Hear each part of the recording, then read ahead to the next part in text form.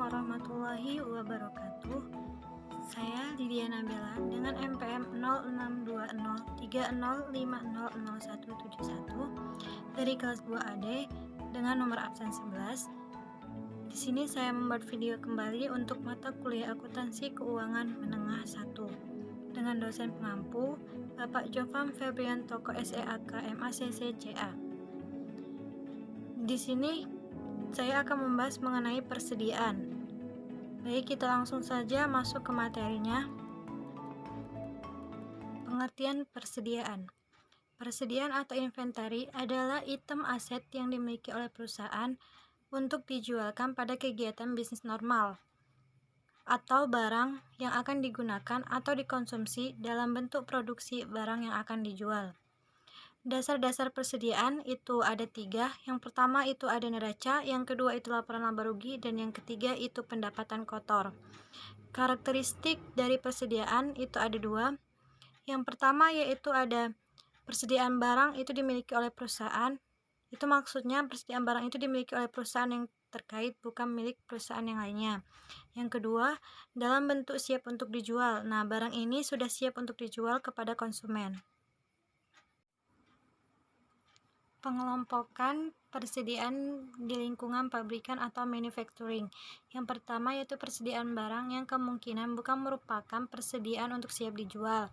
Nah, yang kedua ini ada dikategorikan menjadi 3. Yang pertama itu ada yang untuk siap dijual, yang kedua itu ada sedang dalam proses produksi, dan yang ketiga itu ada bahan baku atau bahan mentah.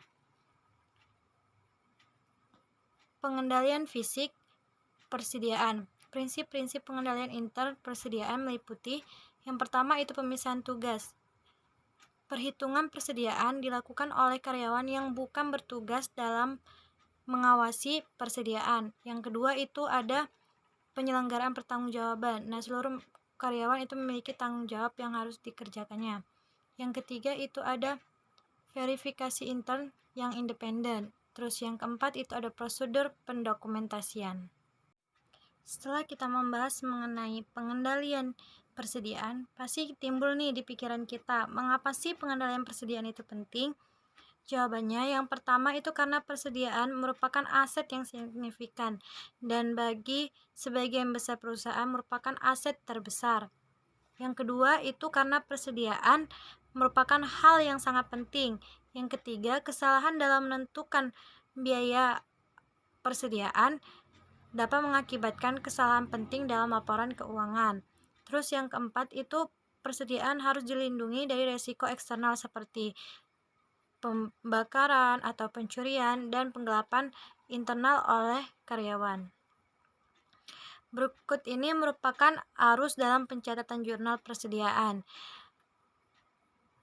Dalam jurnal persediaan, antara laporan penerimaan, pesanan pembelian, dan faktur itu ketiga-tiganya harus sesuai. Berikut ini dampak dari kesalahan persediaan terhadap laporan keuangan.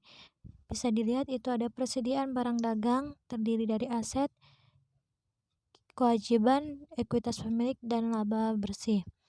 Untuk HPP atau harga pokok penjualan ini terdiri dari biaya dan beban serta pendapatan. Kesalahan biasanya terjadi dengan persediaan barang dagang itu disajikan terlalu tinggi, HPP disajikan terlalu rendah, laba kotor dan laba bersih disajikan terlalu tinggi, dan saldo akhir ekuitas pemilik disajikan terlalu tinggi.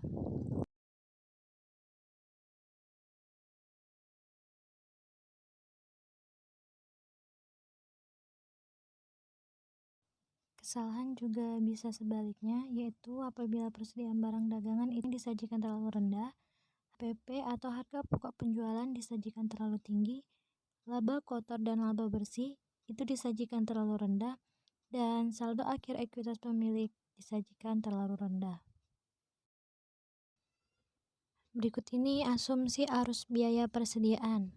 Ini merupakan yang di atas itu merupakan barang yang dibeli. Ini berdasarkan FIFO, kemudian yang di bawah itu ada barang yang dijual.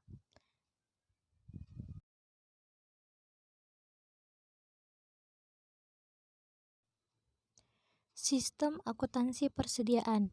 Yang pertama itu ada biaya persediaan perpetual. Nah, berikut ini di bawah ini ada data biaya persediaan untuk menunjukkan sistem perpetual FIFO dan LIFO. Diketahui barang 127B pada tanggal Januari tanggal 1 ini ada persediaannya sebanyak 10 unit dengan biaya $20. Pada tanggal 4 Januari itu terjadi penjualan sebanyak 7 unit dengan harga $30. Pada tanggal 10 Januari ini terjadi pembelian lagi dengan jumlah 8 unit dengan biaya $21. 22 Januari terdapat penjualan sebanyak 4 unit dengan harga $31. Pada tanggal 28 Januari terjadi penjualan sebanyak 2 unit dengan harga $32. Pada tanggal 30 Januari terjadi pembelian kembali sebanyak 10 unit dengan biaya $22. Ini merupakan bentuk jurnal dari perpetual FIFO. Kita ketahui pada tanggal 1 Januari ini terdapat persediaan dengan total unit yaitu ada 10 unit. Total biayanya ada $200. Kemudian pada tanggal 4 Januari ini terjadi transaksi yaitu penjualan sebanyak 7 unit dengan biaya per unitnya ada $20. Maka total biaya yang kita tahu itu ada $140. Akibat dari transaksi itu, karena adanya penjualan 7 unit barang, maka saldo persediaan barang kita ini bersisa 3 unit.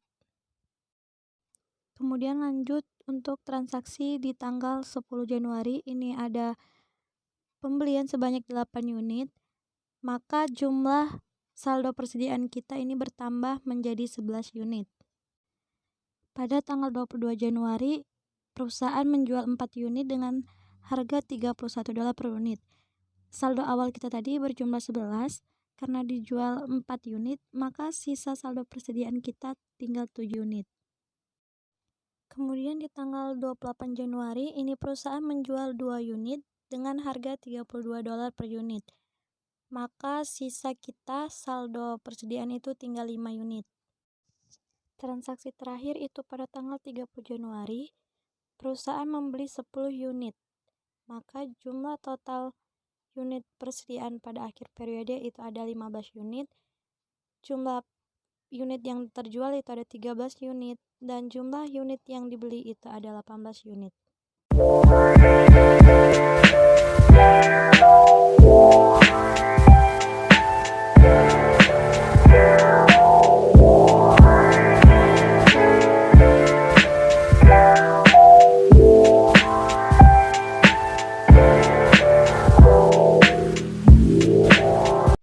Lanjut ke materi penilaian persediaan.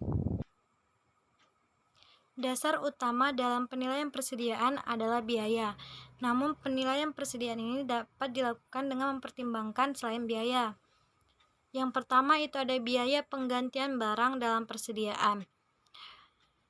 Ini berada di bawah biaya yang dicatat. Terus yang kedua itu persediaan tidak dapat dijual pada harga penjualan normal. Penilaian pada nilai pasar atau nilai yang lebih rendah. Nilai pasar adalah nilai pengganti untuk mendapatkan barang sejenis pada tanggal persediaan.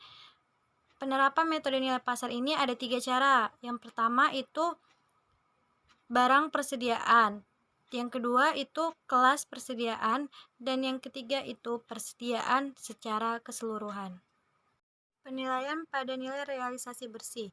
Sebelum itu kita harus mengetahui arti dari nilai realisasi bersih. Nilai realisasi bersih adalah estimasi harga jual dalam kegiatan usaha normal dikurangi dengan estimasi beban penjualan. Contohnya, terdapat barang yang rusak, itu seharga 1 juta dan hanya bisa dijual dengan harga 800.000 dengan beban penjualan sebesar 150.000. Maka nilai persediaannya yaitu sebesar 650.000. Ini diperoleh dari 850 dikurang dengan beban penjualannya ini 150.000, maka diperoleh hasil sebesar 650.000. Materi selanjutnya yaitu mengestimasikan biaya persediaan. Untuk mengetahui persediaan, Pada saat catatan tidak ada dan perhitungan fisik tidak praktis, maka ada dua cara yang dapat kita lakukan untuk memperkirakan persediaan.